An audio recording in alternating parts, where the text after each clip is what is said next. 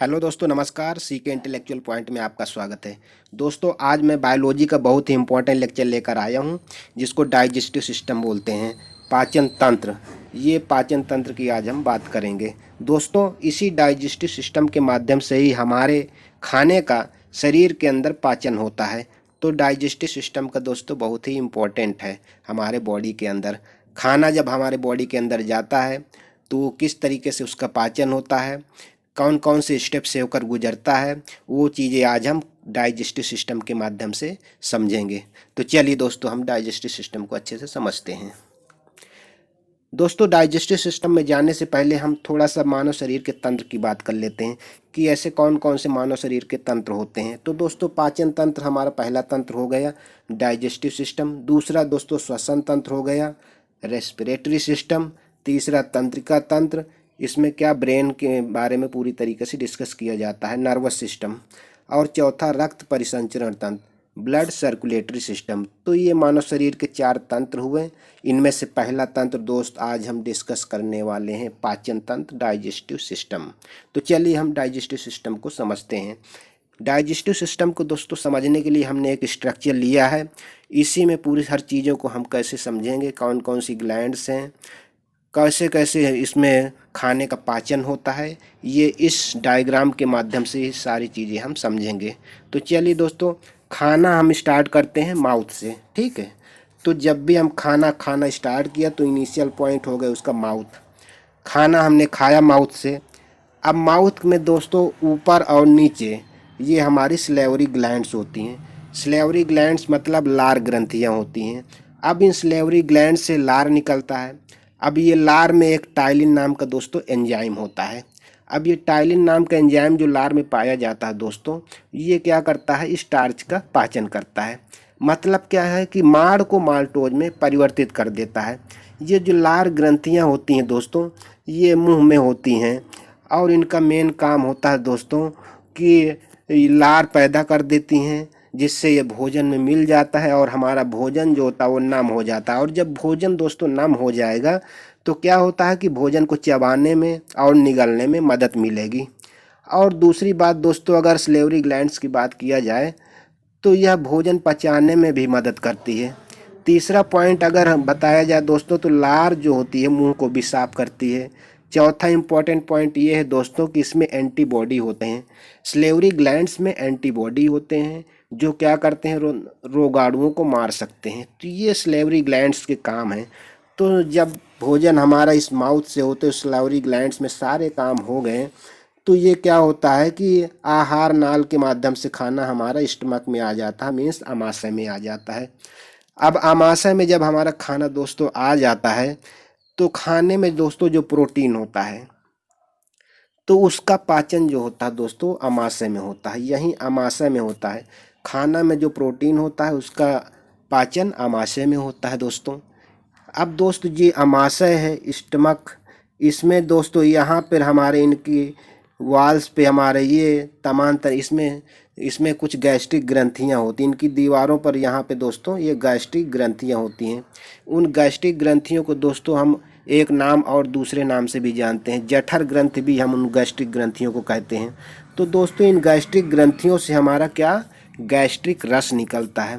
अब दोस्तों ये गैस्ट्रिक रस जो होता है इसमें हमारी कुछ चीज़ें होती हैं, जैसे हमारा HCl हो गया। HCl इसमें पाया जाता है गैस्ट्रिक रस में। दूसरा दोस्तों पेप्सिन नाम का एंजाइम पाया जाता है और एक रेनिन नाम का एंजाइम पाया जाता है। तो दोस्तों ये जो गैस्ट्रिक ग्रंथियां होती हैं इनमें क्या क्या पाया जाता है, HCl पाया जाता है, हाइड्रोक्लोरिक एसिड पाया जाता है और पेप्सिन नाम का एंजाइम पाया जाता है और रेनिन नाम का एंजाइम पाया जाता है। तो 3 चीज़ें यहाँ पे हमारा गैस्ट्रिक ग्रंथियों में पाई जाती हैं, ठीक है।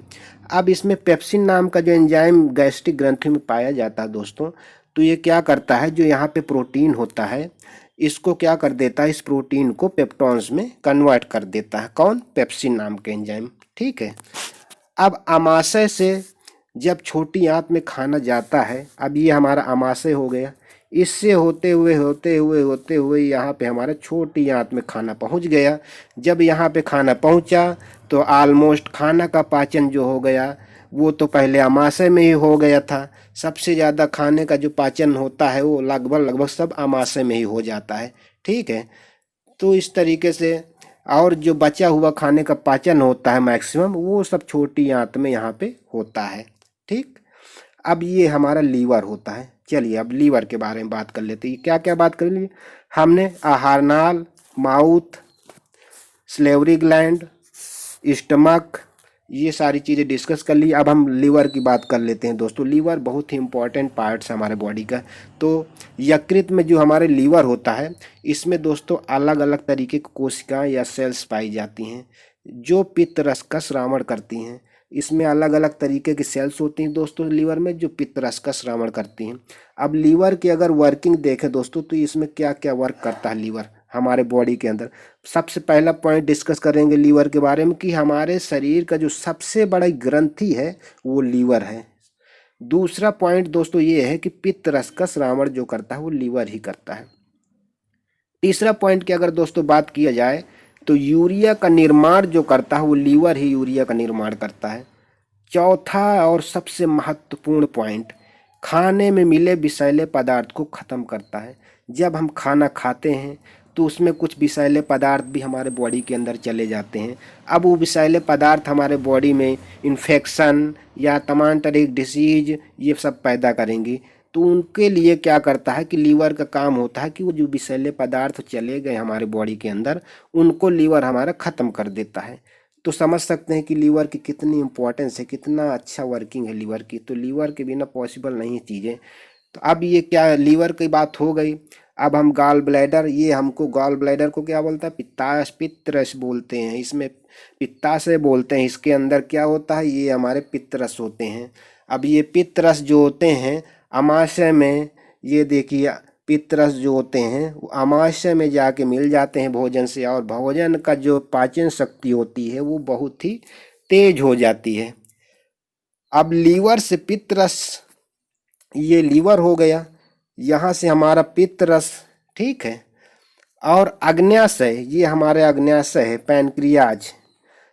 लीवर से पित्तरस और अग्न्याशय से अग्न्याशय रस खाने में जाके मिल जाते हैं। यहाँ से पित्तरस और यहाँ से अग्न्याशय रस, ये खाने में मिल जाते हैं। और अग्न्याशय रस जो होता है अमाशय में उपस्थित जो पेप्टॉन्स होते हैं उनमें मिल जाता है। अब क्या करता है कि उन पेप्टॉन्स को अब क्या कर देता है, उन पेप्टॉन्स को ये अमीनो अम्ल में परिवर्तित कर देता है। कौन कर देता है? अग्न्याशय रस। अग्न्याशय रस क्या करता है? अमाशय में जो उपस्थित पेप्टॉन्स होते हैं उस पेप्टॉन्स को अमीनो अम्ल में परिवर्तित कर देता है। ये हमारा वर्किंग होती है, पैनक्रियाज की वर्किंग होती है। ठीक है। इसके बाद दोस्तों खाना स्मॉल इंटेस्टाइन में आता है। अब हमारा खाना यहाँ पे आके स्मॉल इंटेस्टाइन में आ गया। ठीक है। और सबसे लंबे समय तक खाना छोटी आंत में ही रहता है। सबसे ज़्यादा लंबे समय तक खाना हमारा यहीं पे छोटी आंत में रहता है। अगर देखा जाए अगर, तो मुंह से जो छोटी आंत तक जाने की जो उसमें नली होती है वो लगभग 10 से 12 मीटर तक होती है। अब यहाँ माउथ से बात कर रहे हैं। ये माउथ से होते हुए ये यहाँ से छोटी आंत तक, माउथ से छोटी आंत तक जो लंबाई होती है नली की, वो लगभग 10 से 12 मीटर तक होती है। तो समझ सकते हैं कितनी लंबी नली होती है। छोटी आंत की दीवारों पर बहुत सारे एंजाइम्स होते हैं। ये छोटी आंत होती है, इनकी दीवारों पर बहुत सारे एंजाइम्स होते हैं। अब एंजाइम्स तो होते हैं जिनका मेन काम होता है पचा हुआ खाना आता है, जिनका मेन काम जो पचा हुआ खाना आता है उसका अवशोषण करता है। अब यहाँ से जो हमारा स्टमक से जो पचा हुआ खाना हमारा स्मॉल इंटेस्टाइन में आता है, तो यहाँ पे जो एंजाइम्स पाए जाते हैं यहाँ पे दीवारों पे स्मॉल इंटेस्टाइन को पचे हुए भोजन से ये क्या कर देते हैं, उनमें से पचे हुए भोजन जो होता है उसको अवशोषित करते हैं। क्या क्या चीज़ें उनमें से अवशोषित करते हैं? जल और खनिज लवणों का अवशोषण करते हैं। इसके बाद खाना बड़ी आंत में जाता है। अब ये छोटी आंत से हमारा खाना कहाँ गया? बड़ी आंत में गया। और बड़ी आंत में जाने के बाद क्या करता है? खाने सीधे यहाँ से जाते हुए सीधे ये एनस से होते एग्जिट हो जाता है।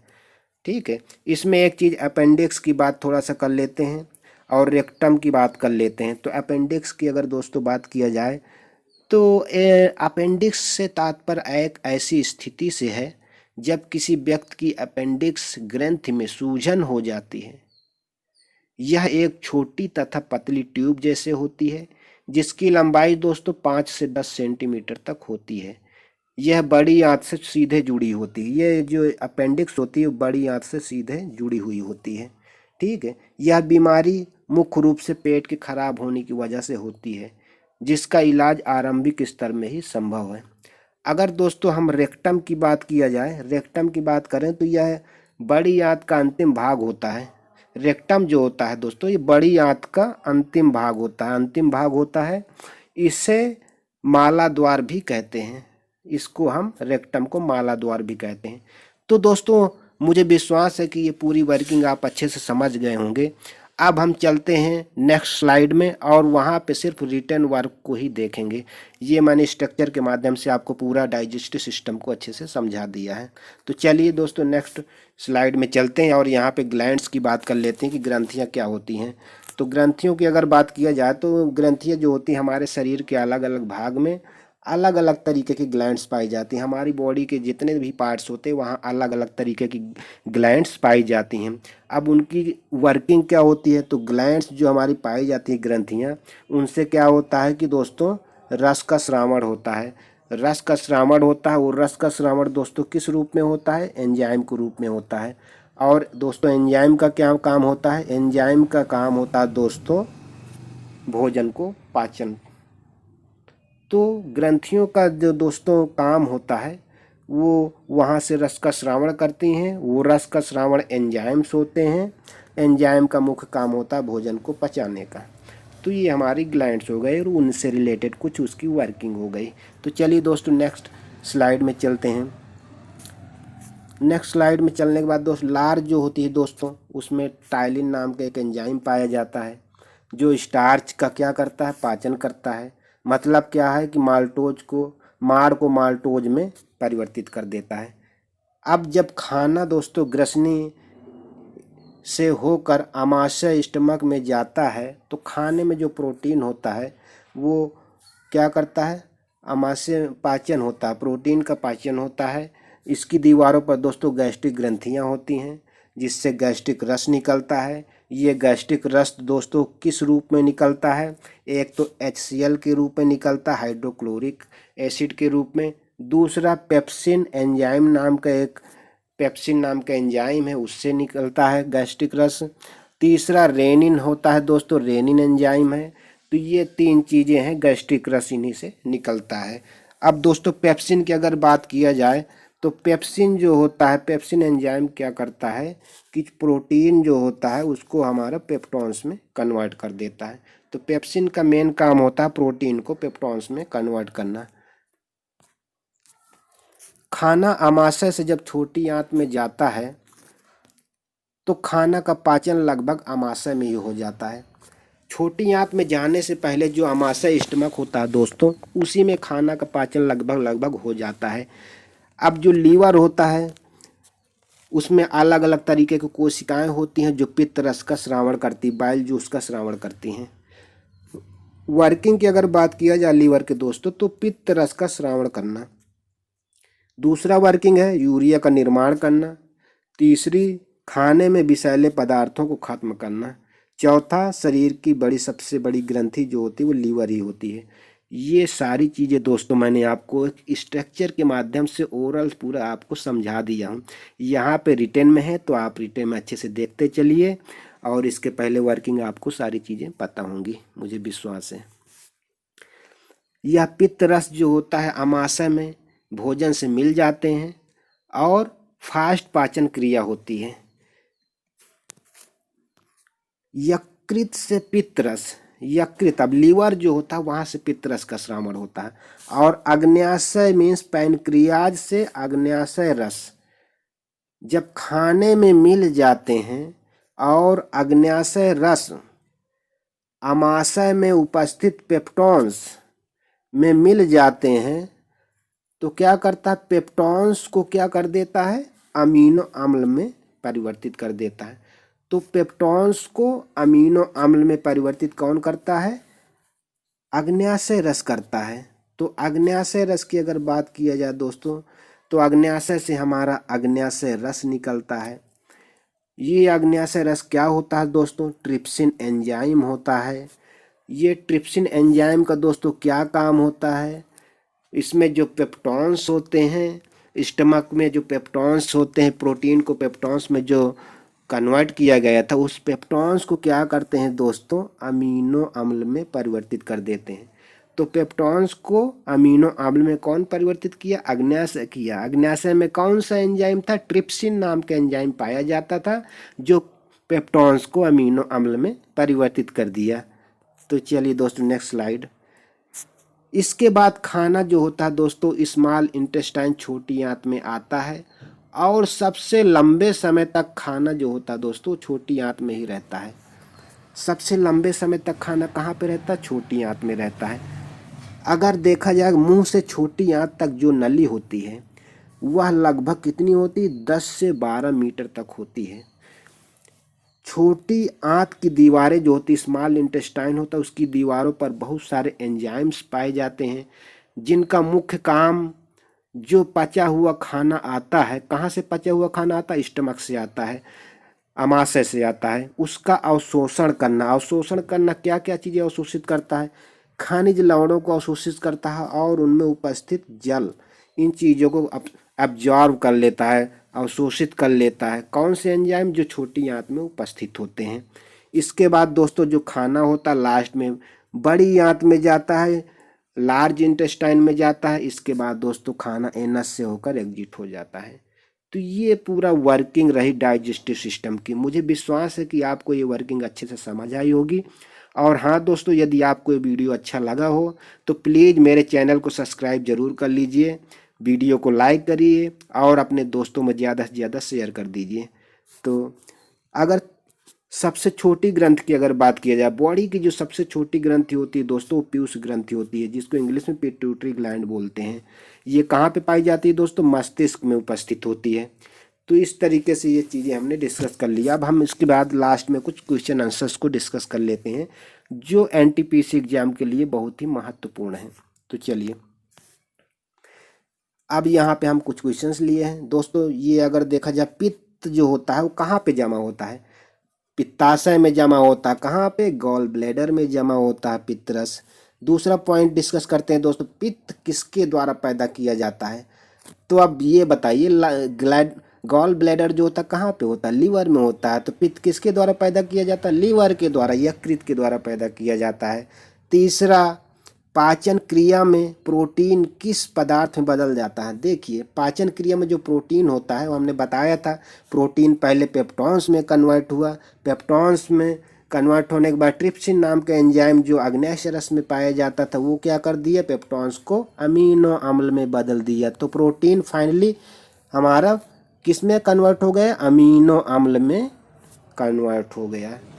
पेप्सिन क्या होता है दोस्तों? एक एंजाइम होता है। ये कहाँ पे पाया जाता है दोस्तों? जठर ग्रंथियों में पाया जाता है।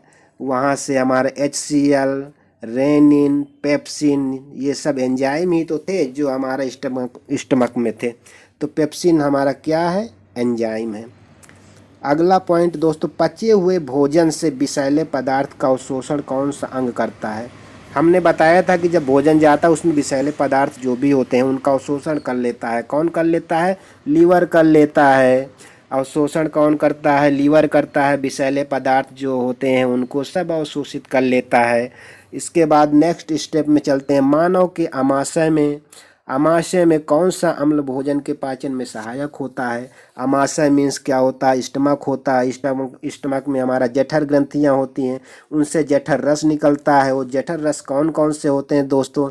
HCl होता है, रेनिन होता है, पेप्सिन होता है। लेकिन यहाँ क्या पूछा है?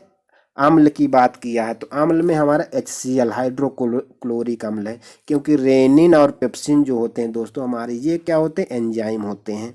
यहाँ पे अम्ल की बात किया है तो HCl हो जाएगा, हाइड्रोक्लोरिक एसिड हो जाएगा। नेक्स्ट पॉइंट दोस्तों डिस्कस करते हैं। लार जो होती किसके पाचन में सहायक होती है? हमने बताया था दोस्तों कि लार जो होती स्टार्च का पाचन करता है। स्टार्च का पाचन का मतलब होता है कि माड को माल्टोज में परिवर्तित कर देता है। नेक्स्ट पॉइंट दोस्तों, पेट में जो भोजन होता है उसको पचाने के लिए किसकी खास आवश्यकता होती है? पेट में जो भोजन होता है उसको पचाने के लिए किसकी खास आवश्यकता होती है? दोस्तों एंजाइम की खास आवश्यकता होती है। क्यों? क्योंकि जो हमारे ग्लैंड्स होते हैं उनसे हमारे कुछ रस स्रावित होते हैं, उन रसों को क्या बोलते हैं? एंजाइम बोलते हैं। और एंजाइम्स का क्या काम होता है दोस्तों? भोजन को पचाने का काम होता है। नेक्स्ट पॉइंट, लार में एंजाइम होता है। लार में कौन सा एंजाइम बताया था मैंने? टाइलिन नाम का एंजाइम पाया जाता है लार में। इसके बाद दोस्तों नेक्स्ट स्टेप जो होता है, अधिकतम जो पोषक तत्व तो रक्त में अवशोषित किए जाते हैं वो कहाँ पे किए जाते हैं? रक्त में जो अवशोषित किए जाते हैं अधिकतम पोषक तत्व तो वो किस पार्ट में किए जाते हैं दोस्तों? स्मॉल इंटेस्टाइन में किए जाते हैं, छोटी आंत में वहां से अवशोषित किए जाते हैं अधिकतम पोषक तत्व। और लास्ट में दोस्तों डिस्कस करने वाले हैं कि मानव शरीर में पाचन का अधिकांश जो भाग होता है किस अंग में संपन्न होता है? ऐसा कौन सा अंग होता है जहाँ पे पाचन का अधिकांश भाग संपन्न होता है? तो दोस्तों छोटी आंत है। उस छोटी आंत में ही दोस्तों क्या होता है कि मानव शरीर में पाचन का अधिकांश भाग जो होता है संपन्न होता है वो छोटी आंत में संपन्न होता है। तो दोस्तों ये हमारा आज का डाइजेस्टिव सिस्टम रहा। मुझे विश्वास है कि आपको ये लेक्चर बहुत ही अच्छा लगा हो। तो आप पॉइंट को अच्छे से डिस्कस जो हुए हैं उनको याद कर लीजिए, क्योंकि ये पॉइंट जो हैं एनटीपीसी एग्जाम के लिए बहुत ही इम्पोर्टेंट होते हैं। तो थैंक यू। जय हिंद दोस्तों, नमस्कार।